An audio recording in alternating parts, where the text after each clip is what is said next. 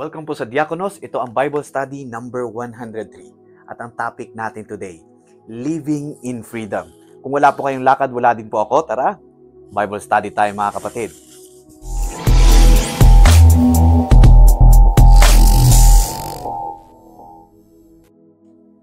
Mga kapatid, ang verse natin today is found in Galatians chapter 5 verse 1. For freedom, Christ has set us free. Stand firm therefore, and do not submit again to a yoke of slavery. Mga kapatid, meron pong isang story about sa isang aso na laging nakikitang umiikot-ikot sa isang puno. Lahat ng nakakadaan sa bahay na yon would wonder when they see na ang asong ito ay ikot ng ikot sa punong yon.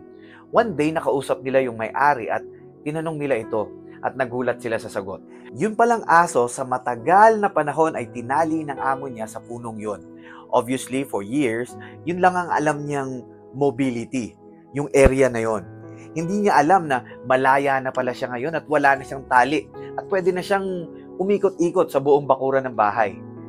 Si Apostle Paul po ay isinulat niya ang letter na ito sa Churches of Galatia para paalalahanan sila na tayo ay malaya na sa pagkakatali ng nakaraan nating paniniwala para maging dapat sa Diyos, para maging righteous before God. Meron kasing mga Jewish false teachers at that time na nagtuturo sa kanila na para maging anak ka ng Diyos, kailangan na idagdag mo sa pananampalataya mo kay Jesus ang pagsunod sa batas ni Moises. Mga kapatid, lahat tayo ay naggapos ng kasalanan. Walang righteous sa atin kahit isa. Paano natin alam? Yan ang purpose ng Law of Moses, na ipinapakita sa atin na hindi natin kayang sundin perfectly lahat ng utos na nakapaloob dito. Pero, kailangan nating maging dapat sa Diyos. Otherwise, tayo ay manganganib sa kapahamakan. Ano ang good news ng Diyos? For God so loved the world, that He gave His only begotten Son, that whosoever believes in Him will not perish but have everlasting life. Ano itong believe in Him? Ano ang dapat paniwalaan? Kapatid, dapat tayong maniwala na tayo ay makasalanan and in great danger of eternal damnation. Dahilan kung bakit tayo pinalaya ni Jesus Christ. He lived a perfect life, a life that we could not live, died on a cross, punishment na dapat tayo tumanggap, and He rose again to prove na totoo ang mga sinasabi niya. Yan ang freedom, mga kapatid. Unfortunately, tulad ng asong ikot ng ikot, meron kasi talaga tayong tendency na bumalik sa dati. Kaya ang sabi ni Apostle Paul sa verse natin today, stand firm therefore. Mga kapatid, standing firm requires being anchored. Nakaangkla dapat tayo sa truth of the gospel. Being anchored, believing in the finished work of Jesus Christ on the cross. Now, kuya, does this mean malaya na akong gawin ang gusto ko? Am I free to sin? First of all, mga kapatid, sin is being slave to things na hindi kalooban ng Diyos. So, hindi ka talaga malaya. Sin can never give you satisfaction. Pupulupot yan sa iyo until you are destroyed. Second, salvation comes to a person who surrendered his life kay God by saying, Jesus, you are now my Lord and my Savior. Lord and Savior, ano ibig sabihin nito? Ibig sabihin nito is that Jesus, ikaw na ang masusunod sa buhay ko. Ganito yan, kapatid. I'll give you a picture. Dalawang magkaibang imahe. First, sin will lead you to eternal damnation. In other words, ito yung mga taong namumuhay na walang ibang sinusunod kundi ang laman. Pambababae, alak, bisyo, sugal, pride, arrogance. What's the consequence?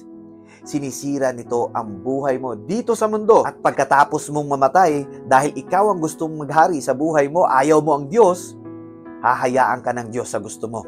Dinala mo ang sarili mo sa impyerno. And on the other hand, yung second picture, ito yung pangalawang imahe na gusto kong i-picture out ninyo. Ito yung faith in Jesus will set you free. Kung tinanggap mo si Jesus bilang iyong Panginoon na tagapagligtas, susunod ka na sa Kanya. Ambassador ka na niya dito sa mundo. Ikaw na ang mangunguna sa pagpapatawad, pagmamahal, kahit minsan mahirap, pero dahil na-experience mong mahalin ng Diyos, patawarin ng Diyos, kahit tayo'y makasalanan pa dati, ganoon din ang maipapakita natin sa iba. So ano ang consequence nito? Your life will be repaired. Your honor, your reputation, kung nawala man, will be restored. All things will work together for good, all for the glory of God. Not because we want to be saved, but because we are saved. Malinaw po ang Bible pagdating dyan. Ang sabi ng Bible, for by grace, you have been saved through faith. And this is not your own doing. It is the gift of God, not a result of works, so that no one may boast.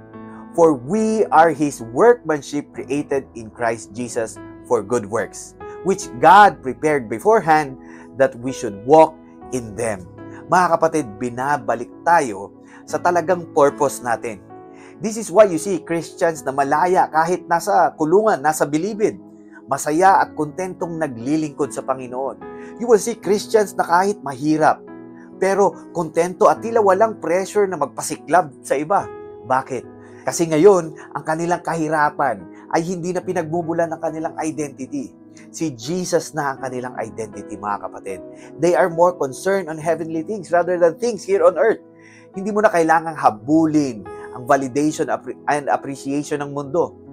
Yan, kapatid, ang tunay na malaya. Remember, mga kapatid, freedom is not only about what we are released from, but what we are delivered into. We are now in the loving care of our Lord Jesus Christ, mga kapatid. Mga kapatid, ang tunay na kalayaan ay matatagpuan lamang kay Kristo. Pinalaya tayo mula sa kasalanan sa bigat ng pagsunod sa batas upang maging anak ng Diyos at mamuhay ayon sa kanyang layunin. Huwag na nating balikan ang pagkakaalipin sa kasalanan o sa maling sistema ng mundo. Tumayo tayong matatag sa katotohanan ng Ebanghelyo na ang kaligtasan ay biyaya ng Diyos sa pamamagitan ng pananampalataya kay Jesus. Ipakita natin ang ating kalayaan sa pamamagitan ng pamumuhay na nakalulugod sa Diyos bilang mga ambassador niya dito sa mundo. Mga kapatid, if you are blessed, so am I. Let's pray po. Heavenly Father, Lord, maraming salamat po sa kalayaan na kaloob niyo po sa amin sa pamamagitan ni Kristo. Tulungan niyo po kaming tumayo ng matatag sa katotohanan ng inyong salita at mamuhay bilang mga tunay na malaya sa kasalanan. Naway patuloy naming maipakita ang inyong pag-ibig at liwanag sa aming buhay upang maipahayag namin ang iyong kaluwalhatian. Ito po ang aming panalangin sa pangalan ni Jesus na aming dakilang tagapagligtas. Kapatid, kung bago ka sa Diakonos, I encourage you to hit that follow button to be notified on our next Bible study. And when you feel that this Bible study might be helpful sa iba, please consider sharing this Bible study po. Purihin po ang Panginoon. I hope to see you in the next Bible study, God willing. The Lord bless you and keep you. The Lord make His face shine upon you and be gracious to you. The Lord lift up His countenance upon you and give you peace. Hanggang sa muli po nating pagsasama-sama, mga tayong matatag sa pananampalataya at magpatuloy tayo sa ating paglilingkod sa Panginoon. To God be the glory, mga kapatid. God bless you po.